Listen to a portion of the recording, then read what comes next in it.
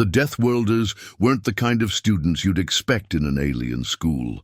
They were unpredictable, violent, aggressive. But to the faculty of the academy, the most unsettling part wasn't just their reputation. It was their idea of companionship. For most species, companionship was something tame, something soft. For humans, it was something far darker, far more dangerous. Their pets were creatures that defied all logic, reason, and understanding. And when they brought them into class, the alien instructors froze, utterly horrified by what they saw. This was no ordinary academy.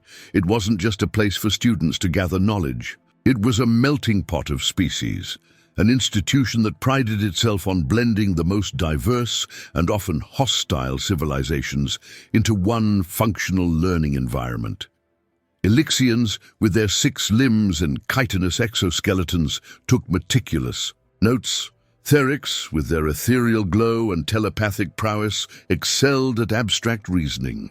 Yet when the Deathworlders, humans, walked in, bringing with them creatures that looked more like nightmares than pets, all of that ceased to matter. The humans had done the unthinkable. They brought their pets with them. The aliens' jaws dropped.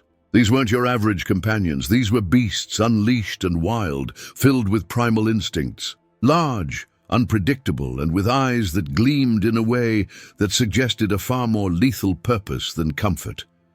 To the aliens, it was baffling, a terrifying mystery. Why would a species as chaotic as humans need to bring such terrifying creatures into a structured, controlled environment? But there they were, tied to the humans like an invisible thread. The connection was undeniable, and as the students gathered in the classroom, every alien in the room felt it. The tension, thick in the air. These weren't pets, they were partners, and the humans would defend them as they would their own lives. To the aliens, the very thought was unthinkable, but to the humans, it was natural. In that moment, it was clear. The Deathworlders had just unleashed something that no one had prepared for. Not the instructors, not the students, not even the humans themselves. What would happen when these creatures, these pets, showed the aliens what true loyalty looked like? What would the aliens do when the creatures they feared most showed them a bond so deep it was beyond their comprehension? And how would the Deathworlders navigate an academy that might never understand them? The class was about to begin, and it would change everything. The Academy's grand lecture hall was a place of calm precision where minds from across the galaxy converged to learn from one another. The air was thick with the expectation of knowledge and enlightenment, a calm hum of preparation before the students arrived. Today was supposed to be no different. But when the doors to the lecture hall opened, the quiet reverence that usually filled the room was replaced by an unanticipated tension. The alien instructors, seasoned in the art of teaching the brightest minds from all over the galaxy, stood at the front of the room. Each one, their species as diverse as the stars themselves, was bracing for a familiar but routine sight. Students arriving with their customary tools for learning. It was what they expected, what they knew, but not today. The Deathworlders entered. The humans, a species often viewed with suspicion by the rest of the galaxy, their reputation as unpredictable and aggressive preceding them. They weren't supposed to belong in the academy. They were crude, messy, violent, practically savage in comparison to the refined beings that had long passed the threshold of civilized society. Yet, the humans stood there, awkward but defiant, as if they hadn't a care in the world. And then came the twist. The humans didn't come alone. They brought their pets, one by one. Creatures of unimaginable size and ferocity followed them into the room. The first pet, a hulking, muscular beast, growled low in its throat, its gaze flickering to the nearest instructor, its eyes glowing with a malevolent, predatory hunger. The instructor's gaze widened in shock, frozen for a moment by the animal's Sheer presence. This wasn't a domesticated companion. This was a predator. A hush descended. The instructors exchanged uneasy glances, the unease spreading through the room like wildfire. The other species, each one less familiar with the concept of human pets, shifted nervously in their seats. They had seen the strange, wild creatures that humans called pets in passing, large, dangerous, unpredictable, but they had never witnessed their true force unleashed in such a confined space. The second creature slithered into the room, its body long and sinuous, wrapped in scales that reflected the harsh fluorescent light above. Its hiss was a sound of pure malice, and its eyes, too, glowed with the same unnerving brilliance as the first. The sound of its tongue flicking in and out sent shivers through the alien faculty, and several of the students recoiled instinctively. Third pet followed, a massive bird-like creature, feathers ruffled in an aggressive display. Its talons clattered against the floor, the rhythmic sound sending a chill down the spines of the instructors. It gave an ear-piercing screech, its wings fluttering restlessly as it scanned the room for a target. The Deathworlders, unfazed by the chaos, moved with casual ease. The humans didn't look at the creatures with trepidation. No, they looked at them with something far more dangerous: understanding. The room seemed to hold its breath. The alien instructors, skilled as they were in maintaining control, were powerless in this moment. This was a test they hadn't been prepared for. Why bring them? One of the instructors, an Elixian, asked, his voice trembling as he addressed the human students. His multiple limbs fidgeted nervously, and his segmented eyes darted toward the nearest pet, which had begun pacing aggressively around the room. "There, in part of us," a human student answered simply, her voice steady, though her eyes betrayed the slightest flicker of unease. She had pale skin, long hair pulled back into a tight knot, and wore a jacket that looked almost too large for her. "We don't separate from them." The words hung in the air, heavy with an underlying meaning that the aliens couldn't quite grasp. To them, the concept of pets was foreign, almost laughable. Pets were supposed to be tame, obedient creatures, to be loved and cared for, not creatures that could rip apart an entire academy if given the chance. But these humans, these Deathworlders, they didn't bring their pets because they were cute or comforting. No, the creatures beside them were guardians, warriors in their own right. To humans, these creatures were more than companions. They were extensions of themselves. The bond was one of survival and loyalty, forged over generations of living on a planet that demanded nothing less than absolute resilience. As the humans took their seats, the tension in the room escalated. The Elixian instructor stammered, unsure of what to say next. His eyes flicked nervously to the creature closest to him, its teeth bared, nostrils flaring. He could feel its gaze on him, could sense the animal's recognition of his fear, and it made his heart race. The other instructors exchanged uneasy looks, but no one spoke. What was there to say? In the back of the room, a etheric student, a being of ethereal form, their body flickering between translucent layers, whispered something under their breath, barely audible to the humans. Why would they bring such monsters? The human who had spoken before turned to face them, her expression unreadable. "They're not monsters," she said quietly, almost with a sense of sorrow. "They're family."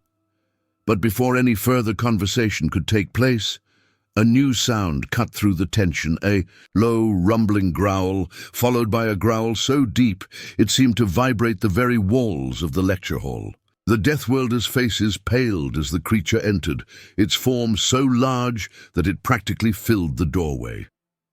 The air grew thick with an overwhelming sense of power, and the human's calm demeanor shifted to one of barely contained alarm.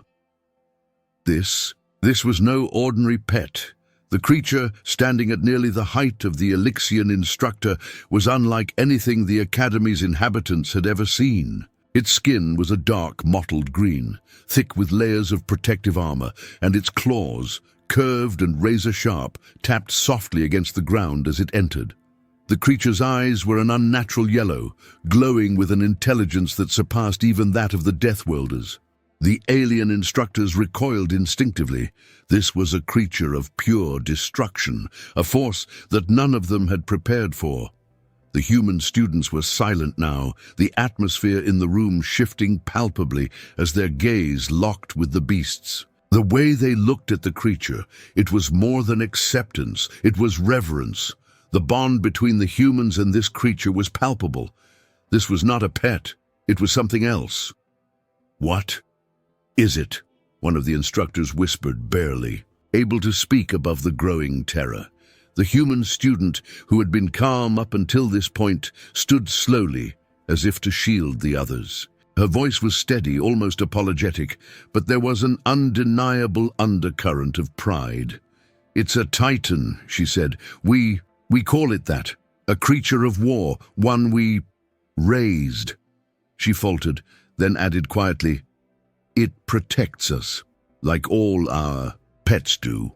The room went deathly quiet. The beast's growl filled the silence. The aliens, now visibly shaken, had no idea what to do. The Deathworlders' pets had gone from strange to dangerous to something much worse. But as the creature stood, in the center of the room, its eyes fixed on the instructors, one question burned in the air. What did the humans truly bring with them?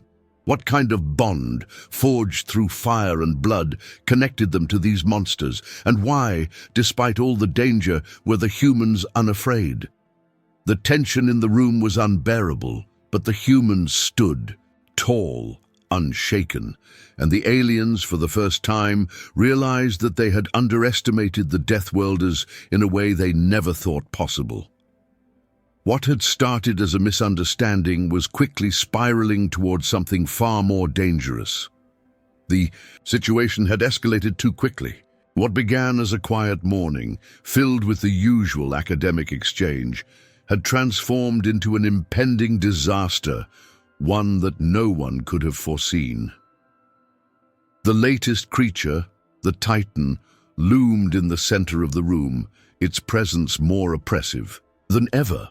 Its massive form blocked the doorway, its head swiveling slowly from one alien instructor to the next, as if evaluating each of them. A guttural growl reverberated from deep within its chest, sending a ripple of fear through the assembled faculty. The Deathworlders remained eerily calm, their faces betraying no hint of panic. To them, this creature was not something to be feared. It was a part of them. It had always been a part of them. The alien instructors, on the other hand, stood frozen.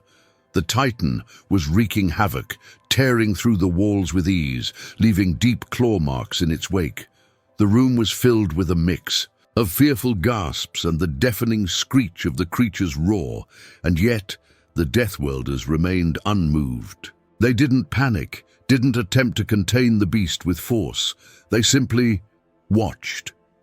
One of the alien instructors, an Elixian, took a shaky step forward. His limbs trembled, and his eyes darted nervously to the other students, his voice a low whisper. This is what they bring to class. A human student, a young man with sharp features and a calm demeanor, slowly rose from his seat, his eyes never leaving the Titan. His voice was firm, yet filled with an undercurrent of sadness, as though he understood the dilemma unfolding before him. "You don't understand," he said, the weight of his words sinking into the room. "These creatures are part of us. They're not just pets." The Elixian stared at him in confusion, the concept nearly impossible to grasp. The very notion that these creatures, these beasts, were considered companions was beyond anything his species could comprehend. He had never been forced to confront the idea that something so terrifying, so violent, could have a place in any sentient being's life.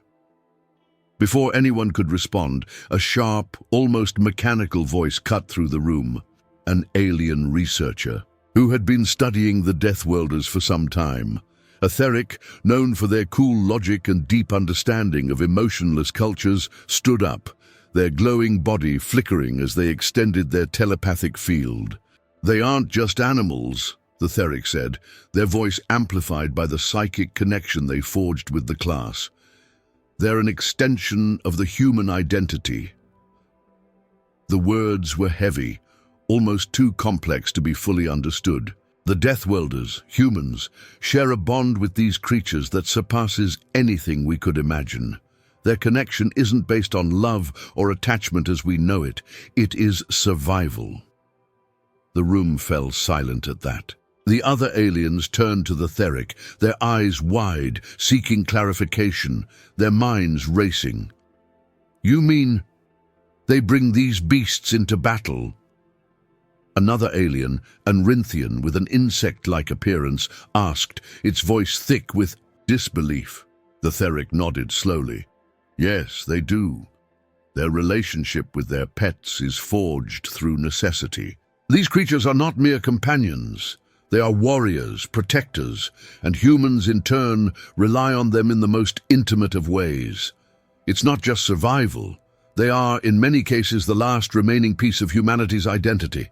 As the revelation hit the classroom like a blow to the gut, a human student stepped forward, breaking the stillness. She was a tall woman, her sharp features betraying a certain weariness. The weight of the past seemed to sit heavily on her shoulders, but she spoke with unwavering clarity. "I'll explain it," she said, her voice steady. She took a slow breath, looking out at the room full of confused and unsettled aliens. "We, humans, have always lived in hostile environments. Our world is dangerous. From the moment we're born, we are taught to fight, to protect, to survive. These creatures, they are a part of that." Her eyes flickered briefly to the Titan, who was still standing in the center of the room, its tail swishing idly. She didn't seem concerned by the creature's presence, nor did she acknowledge the damage it had caused. "You see, these creatures are not pets in the way you understand them. They are partners. We need them. They are our equal. And when we fight, when we're in battle, they fight with us. We have no other choice." The other Deathworlder students shifted uncomfortably, but their gazes never wavered. Their connection to the creatures was undeniable, visible in the way they stood at ease. They didn't look at the Titan with fear. They looked at it with respect. "We bring them everywhere," the woman continued, her voice thick with emotion. "To schools, to battles, to every aspect of our lives. It's not a choice, it's a way of life. We don't just survive with them, we thrive." A thick silence settled over the room. The alien instructors stared at the human students, their minds struggling to grasp what had just been said. This wasn't just about pets. This was about a culture built on chaos, a species forged by violence, and the raw, unfiltered need to survive. The idea that these creatures, these monsters, were part of human culture was almost unbearable. The aliens had been told of the Deathworlders' violent nature, but this was something entirely different. It wasn't mere brutality, it was a bond that transcended understanding, a relationship so profound it was rooted in the deepest corners of human existence. But as the tension swirled in the air, one of the instructors, an older, wiser Zenthar, who had long been a voice of reason in the academy, spoke up, his voice slow but deliberate. "But why bring them here? Why bring such destruction to our space? This academy is a place of peace, of learning." The human woman's eyes softened. "You don't understand," she repeated. "This is our peace.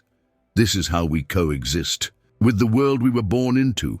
It's not about bringing destruction, it's about survival." The room went cold, a chill running through the walls. But just as the aliens began to digest this new understanding, the leadership of the Academy, an elite council of alien beings, made a sudden decision. The humans were to be segregated from the other students for their own safety. The Academy, it seemed, had reached its limit. The humans were not safe here. not with their dangerous creatures, not with their chaotic way of life. And that was when the real dilemma hit. The human students exchanged uneasy glances. For the first time, they realized what was at stake. It wasn't just about being misunderstood, it was about belonging. Had they been wrong to bring their pets into this space? Were they truly wanted here? Or was this an institution that would never accept them for who they were? As they sat in the wake of the decision, a sense of unease settled in their hearts. The bond they shared with their pets was one that transcended anything the Academy could offer. But now, they faced the terrifying possibility that this was not a place where they would ever truly be accepted. The humans looked down at their creatures. Their loyalty, their love, was unshakable. But now the question lingered in the air. Would this world, this galaxy, ever accept the Deathworlders for who they were?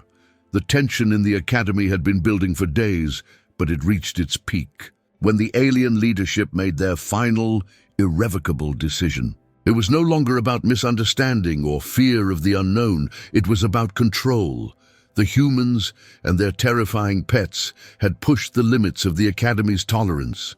The decision had been made to separate the Deathworlders from the other students permanently.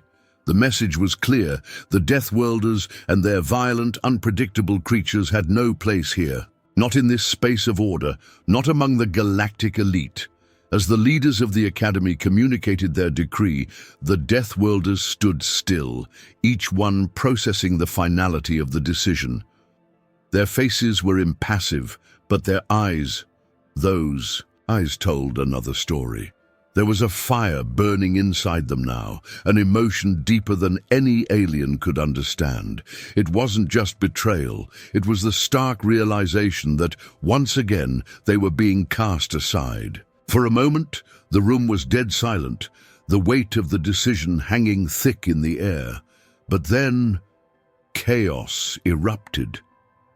The Deathworlders' pets, sensing their owner's distress, reacted in ways no one had anticipated. The once calmed creatures, giant, powerful, untamable, began to stir, their eyes flashing with rage, their bodies tensing in preparation for the violence they had been taught to embrace. The Titan, still present in the center of the room, let out an ear-piercing roar that shook the very walls of the Academy. The massive creature's claws scraped across the ground, its powerful tail whipping back and forth, knocking over furniture and smashing windows.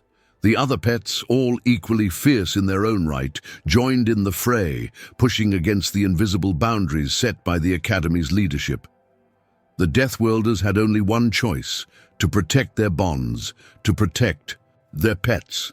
It was not about saving themselves anymore, it was about proving a point. The Deathworlders' connection to these creatures was sacred, and no alien institution could tear that bond apart.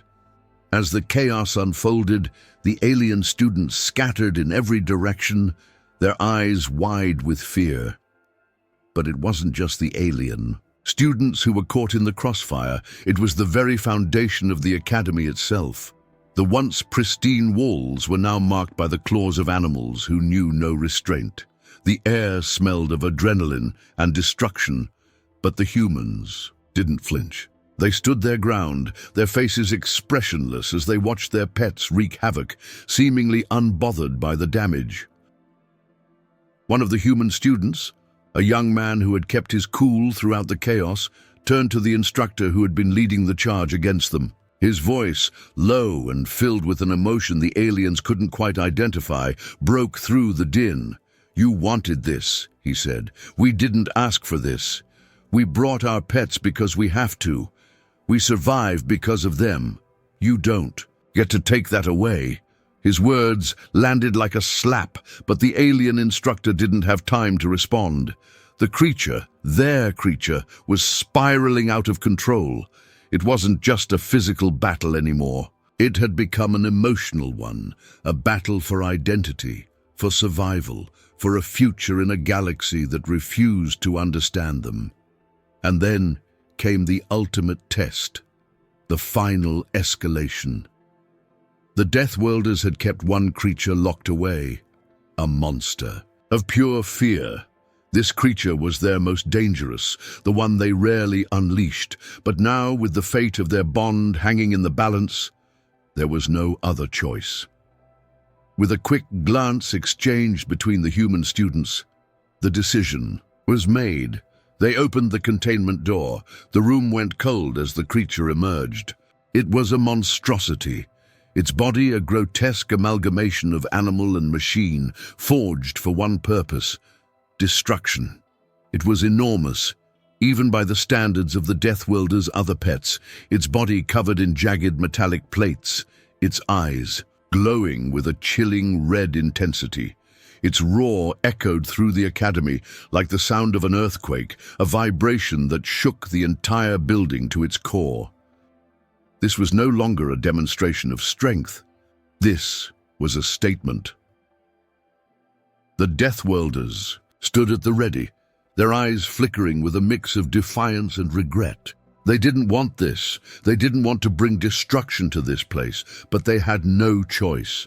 The Academy's decision left them with no other option.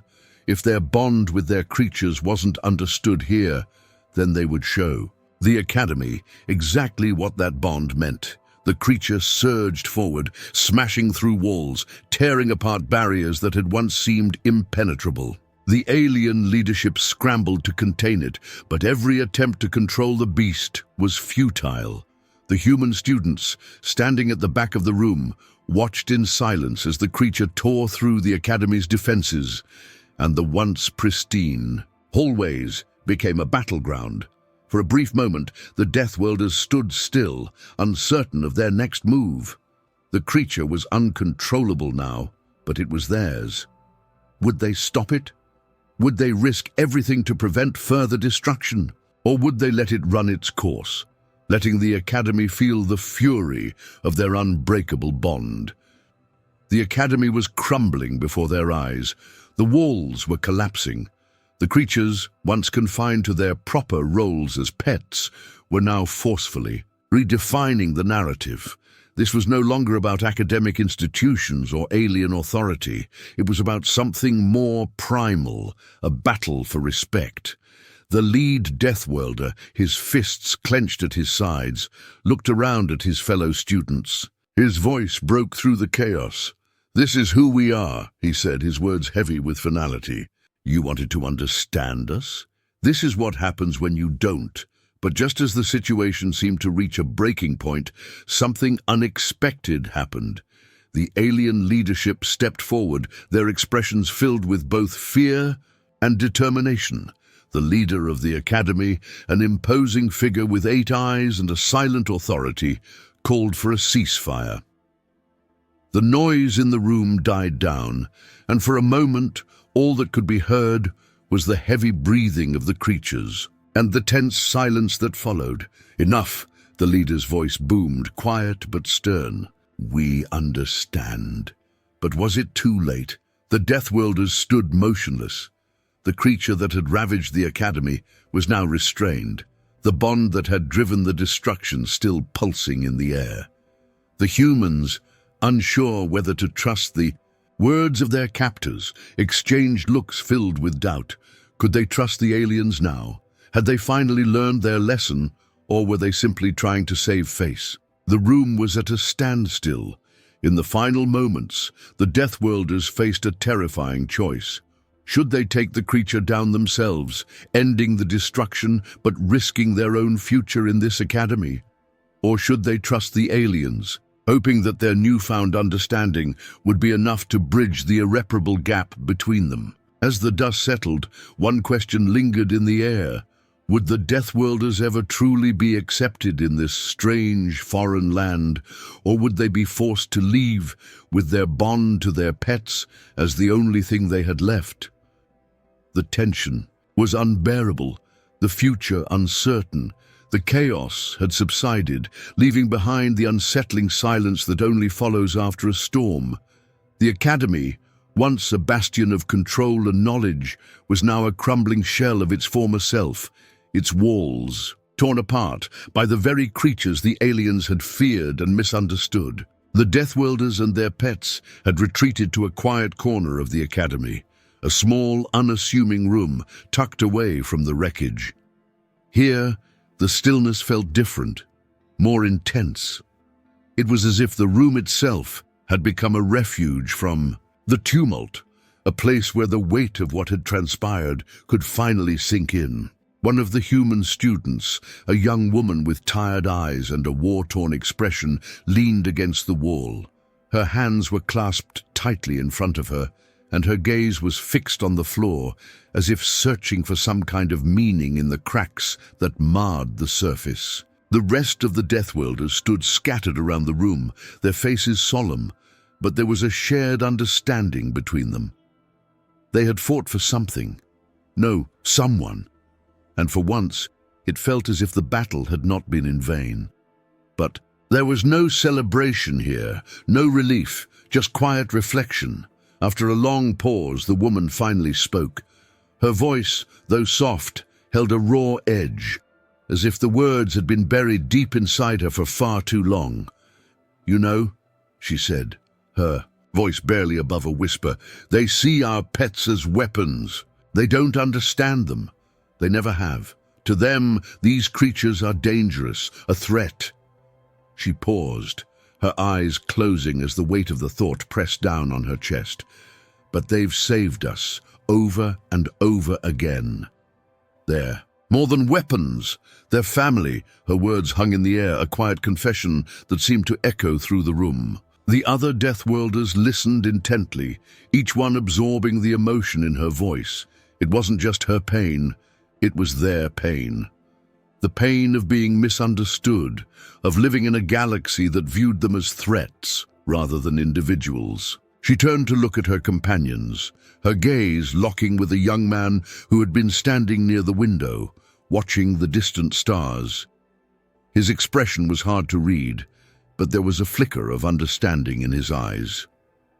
"You know what? It's like," she continued, her voice growing steadier as the words flowed. "We don't have a choice. Our world, it's not a safe place. It's hostile. We've had to fight for everything we have. And those creatures, our pets, they've been with us through all of it. They've saved us. They've kept us alive." Her eyes softened, but the vulnerability in her voice remained palpable. "And they're not just animals to us. They're not just tools or weapons. They are what we are." The silence that followed was heavy with the weight of her words. The room seemed to shrink around them, the tension of the Academy's events still thick in the air.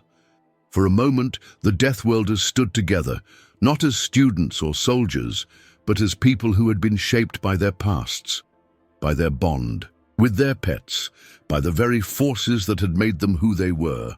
Another human student, a man who had been unusually quiet up until now, spoke up. His voice was softer, almost reluctant, but there was an undeniable sincerity in it. "They've never understood what it means to live in a world where every day is a fight, where survival isn't guaranteed. We live with these creatures not because we want to, because trust me, it's hard to live in a world like that, but because we need them." He swallowed, his hands tightening around the straps of his jacket. "We don't get to choose our circumstances. We don't get to live in a place where we can simply coexist peacefully with the rest of the universe. These creatures are part of us, and we'd be dead without them."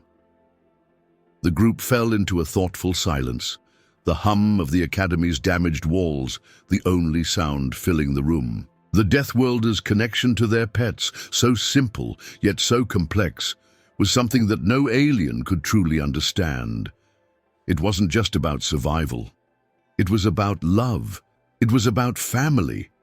And it was a bond that no institution, no matter how grand, could break. But as they stood there, gathering their thoughts, a cold sensation washed over them. The peace they had fought for, however fragile, was not destined to last. From the depths of the Academy, from the corridors they had once tried to call home, there was an ominous presence lurking. The aliens hadn't given up on their plan to segregate the Deathworlders. They hadn't forgotten about the threat these creatures posed to their order. The Academy, in all its sophistication, still viewed the Deathworlders as something to be controlled, to be contained. The young woman who had spoken earlier shifted uncomfortably, her eyes flicking to the door as though she could feel the alien leadership approaching, even from a distance. "They won't stop," she said quietly. "They can't. This wasn't just about our pets. This was about us. About them finally realizing they were wrong. And that's not something they'll easily accept." The rest of the Deathworlders exchanged knowing glances. Their expressions were calm, but the weight of the situation had begun to settle in. The Academy had drawn its line in the sand, and no matter how many battles they fought, the Deathworlders would never be truly accepted. Not here, not in this strange foreign land. A heavy sigh escaped one of the men standing near the back, and he turned to face the group, his voice low but filled with determination. "We've shown them what we're made of, but this is just the beginning. It's not over yet. We have to decide what we're going to do next." The room seemed to freeze for a moment, each person contemplating what he had said. Was this fragile peace truly the end? Or was it merely the calm before the storm? The Deathworlders had proven they could fight for their bond, for their pets, for their very right to exist. But could they keep that fight going? Could they trust the aliens to ever accept them? Or would the Academy continue to view them as outcasts, as threats? As the tension hung in the air, another question surfaced in the minds of the Deathworlders. Could this fragile peace survive the next step? Would their bond with their pets be enough to change the hearts of those who feared them? Or would they be forced to leave this place behind, to find a new home where they could be understood? The silence lingered, as cold as the presence they all felt drawing closer. The Deathworlders knew one thing for sure. The future was uncertain, and the fight was far from over, but they were ready, and together they would face whatever came next. The Academy's towering walls stood between the Deathworlders and the future they had fought for. They had been given an ultimatum: leave or face segregation, their very existence treated as a threat to the delicate balance of the galaxy's most esteemed institution. The decision had never been clearer. But in that moment, when it seemed like the story was coming to an end, the Deathworlders stood together, not as defeated outcasts, but as a unified front. The human students exchanged looks, each one weighed down by the burden of their culture's rejection. But one by one, they spoke up, their voices rising, filled with a quiet strength that resonated in the hollowed halls of the Academy. "We won't leave," said a young woman, her voice breaking, the silence like a sharp crack. "We've fought too hard, for too long, and we will not hide who we are anymore." Her words hung in the air, filled with defiance and the kind of raw emotion that only a species forged in hardship could truly understand. Her eyes locked onto the alien leadership, unwavering in their gaze, demanding recognition. She didn't raise a fist, nor did she threaten violence. She simply demanded the respect that they and their pets deserved. Another human student, a man who had long remained silent, stepped forward, his posture tense but resolute. "We don't need your acceptance, but we will have our place here. Our bond with our creatures isn't something you can ignore. It's not just an alliance for survival, it's who we are. And it's about time you understood that." The room fell into an uneasy silence, the weight of the humans' words settling like a stone in the hearts of the alien leadership. For the first time, there was no defense, no way to argue the human claim. They weren't just demanding their right to exist, they were demanding their right to be understood. It wasn't just about peaceful coexistence anymore. It was about redefining what it meant to be part of this galaxy. And then, just as the tension seemed unbearable, as though the final verdict was about to fall like an executioner's blade, something unexpected happened. A low hum began to vibrate through the room, soft at first, but growing steadily louder. The air itself seemed to shift, thickening with an energy that sent the Deathworlders on edge. The alien leadership, who had remained stalwart in their silence, now seemed uneasy, their eyes flickering with uncertainty, and then the revelation came, like a flash of lightning in a storm-darkened sky. A transmission crackled to life. At first it was indistinct, just a tangle of static and distorted sounds. But then a voice unlike anything any of the Deathworlders had ever heard, emerged from the static, calm, and yet filled with the weight of something far beyond their comprehension. "We have been watching," the voice said. The alien leaders stiffened, their eyes widening as the words unfolded. "You are not alone. The Deathworlders with their pets, they are not isolated in this galaxy. We have been aware of you for some time, and now the galaxy itself is about to change." The Deathworlders exchanged stunned looks, their breath catching in their throats. What was this? Who was speaking? A series of images flickered on the screen, images of distant worlds, alien civilizations far beyond the reaches of the Academy. Stars shifted, galaxies twirled, vast, infinite networks of life and potential that the Deathworlders had never considered. They were small, but they were not alone. The voice continued, now more distinct, and the words it spoke shattered the very foundation of everything the Deathworlders had known.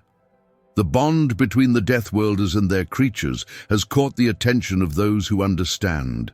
The galaxy is evolving, and you and your companions will play a role in shaping that evolution. The time for isolation is over. The time for change has come. The message ended as abruptly as it had begun, the screen flickering back into darkness, leaving the room in stunned silence. The weight of the revelation crushed down on the Deathworlders as they tried to process the implications of the words they had just heard. The galaxy, it seemed, was about to change, and they were no longer just survivors. They were key players in something much larger than themselves.